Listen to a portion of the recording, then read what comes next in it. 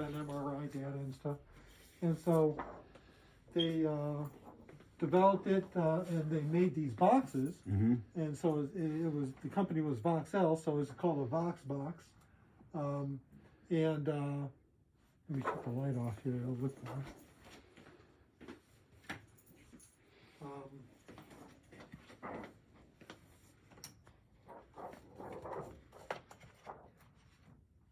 Let's see what's in the pocket. Oh, wow, look at that. So there you go. So there's a rib cage. Does it look good on there? Yeah, a little blurry, but A little bright. there we go. It's probably not focusing here. Let me put my fingers there to focus better. So you can, the image is about that deep. Yeah, it and shows. It straddles the plane, and you can see it's a broken clavicle.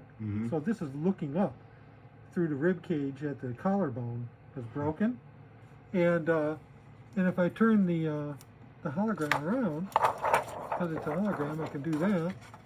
And now you're looking at it from the top down, you know, and here's the break in the clavicle.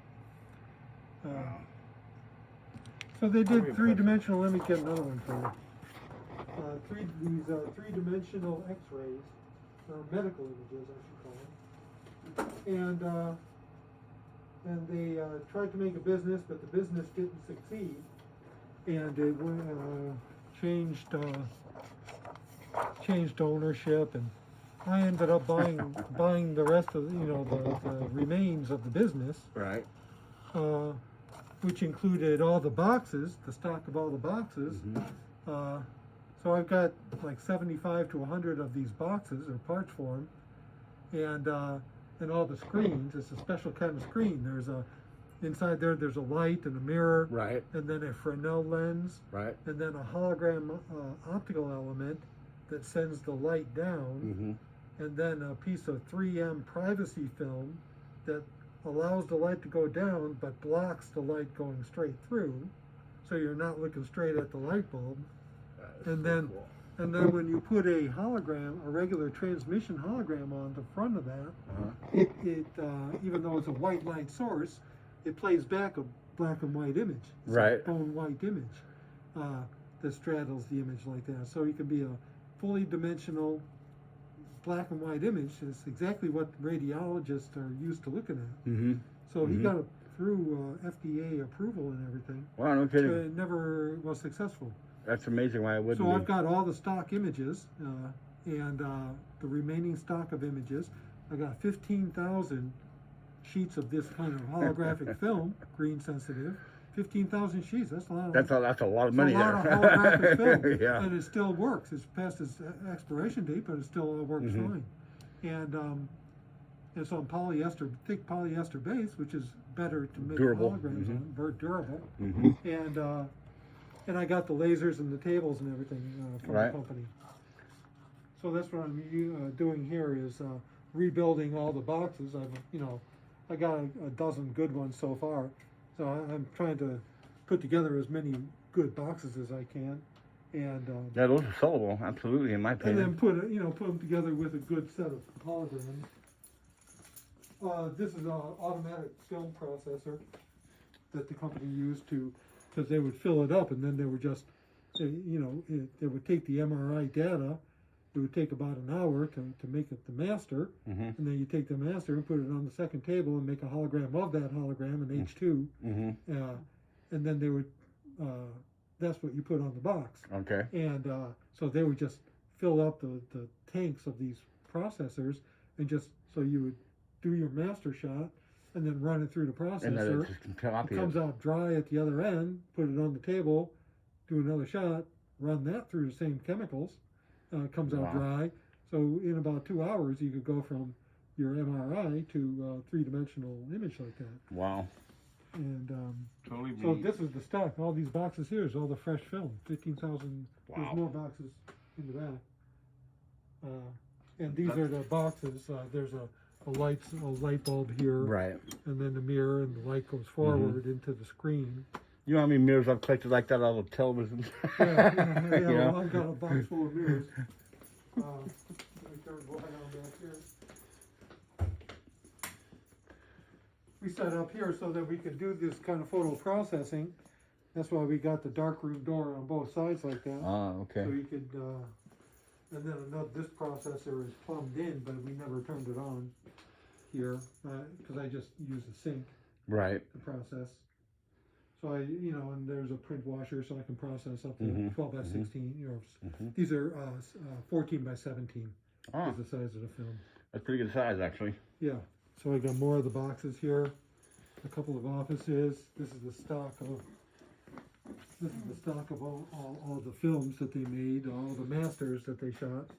They're all in these envelopes. What's that little gizmo top there? Almost looks like an X-ray tube. Up there? It's an old oil diffusion vacuum pump. Huh, okay. Yeah. You put oil in the bottom of it, you heat the oil up, and it vaporizes, and as it cools, it sucks pulls the gases down with it. So it's sort of it's a vacuum pump. Back in here is the laser room. And so there's two tables. These are 5 by 10 foot tables set up. And then these are two 5 by 12 foot tables on their edge. Huge. On their sides. Wow. That are for sale. If you know anybody looking for some nice large optical tables, I've got the hardware that clamps them two together, so you could have a 10 by 12 foot by 18-inch thick. You're talking like a Motorola size there. Table, no, or you can clamp them end to end, or a T if you want. And I got the legs to go with it too. And all your opticals and your laser equipment here. Wow. Yeah, this is all the sort of the test rig. Let me turn the lasers on. Now that diode running there? Red, green, and blue diodes, huh? Combining to a white beam and going through this prism assembly and coming out. You shouldn't take pictures of that. I'll get in trouble. Oh, okay. But this is the output. So you got red, green, and blue coming through the prism, and then hitting a stack of red, green, and blue holograms to give me a red, green, and blue spot coming out. Wow. Certainly know your laser stuff, I'll say that. It's and then exposing that is on this. Well, it's kind of hard to see. If you come around this side, maybe it's easier.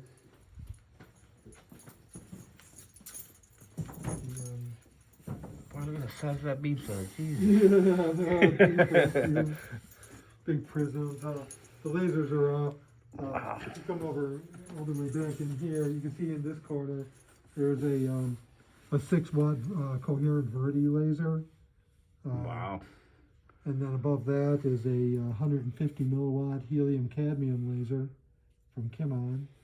And then a 35 milliwatt helium neon laser. So I got red, green, and blue. And just a bunch of different optics and wow, I guess. assemblies and stuff. I guess. The optics alone are like priceless, man, the amount of money.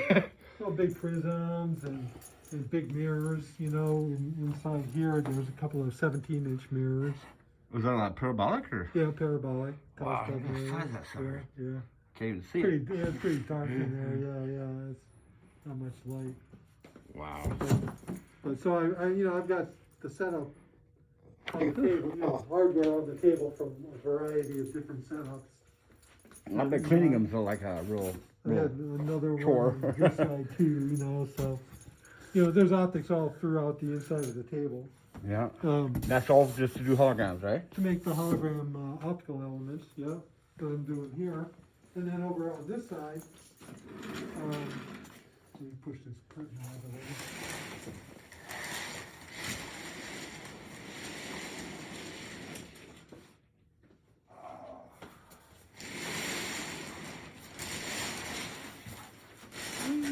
Nice, huge table, just like the other one. So this is the H1 master setup for the Voxel process, where if you come over to... Just back a little bit there. Okay, so there's another 6-watt Verdi laser here, and it goes into the corner and then there was originally, I got a lot of parts taken out of it, but Right. there was a beam splitter, and then part of the beam went down that and spreads out, hits this parabolic mirror, comes down, hits mirrors 1, mirror 2, and it comes at an angle like 45 degrees, 50, 55 degrees. This is a vacuum platen to hold the film. Okay. I wonder why they had the airline. Yeah. It's got this vacuum line going to it. So a vacuum channel around the edges to suck the film up against it. Right. This is the diffusing screen here. So you got a reference coming from the side. Mm-hmm. So over on this side, so that's the reference beam. So on this side, the beam comes from there, off a mirror, and then it goes through the back of a regular business projector Lens. that was taken apart. Okay. And gets the image on it, and then there's a projection lens, and so it projects the image slice onto the back of the screen. Right. And this whole screen and projector are mounted on a stage, so it can move in this direction. Okay. First There's the lead screw that moves this whole projector and screen in that direction, and then the screen is on a screw that moves it side to side. Mm-hmm. So that, because if you just left the screen alone and projected a whole bunch of slices like that and moved it like that, you'd get correlation between the speckle patterns on the screen, and you get some weird effects. So you got to dither the screen back and forth for each exposure. That makes sense to me. Mm-hmm. So this is all, and then this is all the computer. That's the computer. The 3 shutters, liquid crystal. Polarization rotator. I didn't know what to call it either, but you can set the beam ratio for each slice. Power meter, because there's a meter on there, so we can meter what's going on. So you go through the whole sequence projecting the slices. You measure the object power, so you know how much light is hitting the film for each slice, and you set the beam ratio for each exposure of the 100 exposures, because you got to get them to all be perfect. Yeah, they have to be perfect to so match. It's continuous, Yep. It's really fun. It's the only process in the world that was able to do that. Everybody else says you can't do 100 exposure on a single piece of film and get a bright hologram, but this proves otherwise. Right. So it's all working. It's just that it was working like 8 months ago, and then because of this pandemic situation, all of our, the main customer that we're redoing it for disappeared, so or got put on hold. So same thing, pretty much. So the whole thing. The only reason we put this printer back together, I bought it to get all this hardware, but the reason we put it back together is because we thought, well, there's a chance that we can get some money out of it, but It's still alive. It is still alive, and it's all together and working. So, worst case is we're going to take it apart and put it in boxes so we can, set up some other time somewhere else. Yeah. But in the meantime, so when I'm looking, this is the space that's leases up in May. So I'm either going to stay here for another year, or move something better, right? Or move to a place, and I do all my work just on that one table. Wow. So I need that one table space, and then that's where I test it, and then a little table to do extra cutting and stuff, and assembly. But you can see I'm only using about a third or a fourth of this whole space. Yeah. And all the rest of this stuff is being stored, So, if I took everything out of here except for that table in that corner there, or better yet, move everything on that table into this table, and then moved everything out. Those tables, that table, everything. How would you find all the room? I had to put that optics on here. Well, we take everything off this table and start from scratch, and then just build it out. I'm amazed by both these tables are the same size. Yeah. So it'll all work. But I would just rather do this because then it's on the same side of the room as that door, and I could just put a curtain from here over to there. Block out your light. And then all the rest of this space becomes the laser exhibit. Oh, okay. I see where you're going with that. because this is a commercial space, I can say, I can advertise, come see the laser museum. Mm-hmm. You know, and I can still be working in here when there's nobody here, you know, but when somebody's here, then I just pull the curtain and Right. Right. Just outrageously neat. or I could teach classes. You know, That's, we could yeah. do any kind of holography anybody would want, because I got plenty of laser light, Yeah. plenty of film. I Land of got a laser. lifetime supply of film. I got a light, you know, I got plenty of laser light. So, you know, anybody, you know, I could start the school of holography here. Yeah.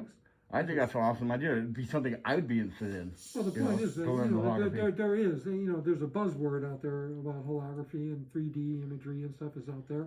So I just don't know, you know, I mean, what to expect as far as Right. reaction. If I'm in a commercial space, if I advertise properly, a lot of people will hear about it.